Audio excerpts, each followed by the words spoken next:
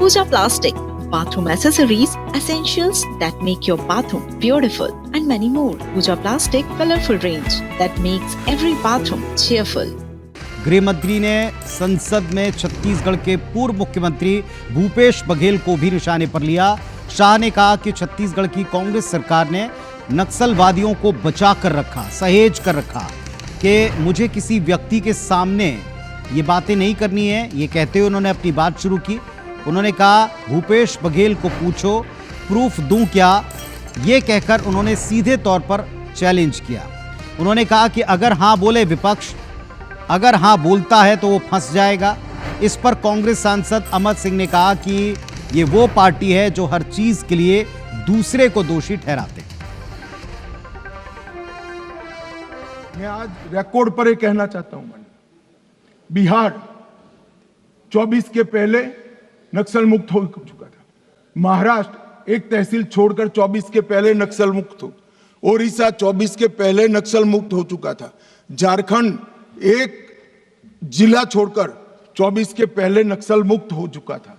सिर्फ छत्तीसगढ़ नहीं हुआ था, क्योंकि वहां कांग्रेस की सरकार थी। मुझे कहने में कोई संकोच नहीं है, क्योंकि सत्य बोलते हुए कहीं पर कोई भी स्थान का विचार नहीं करना चाहिए।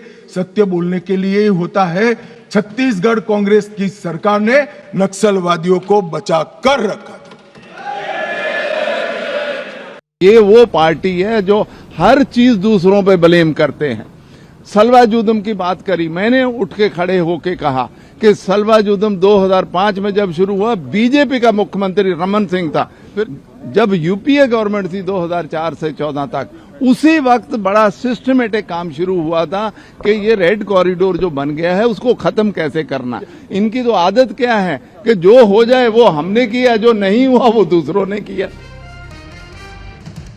अब जाहिर है कि इतने करारे प्रहार के बाद में इस पर पलटवार भी होना था। अमित शाह के बयान पर भूपेश बघेल ने एक्स पर प्रतिक्रिया दी है। एक्सपोज करते हुए लिखा, अमित शाह ने लोकसभा में जो कुछ कहा वो सरासर झूठ है।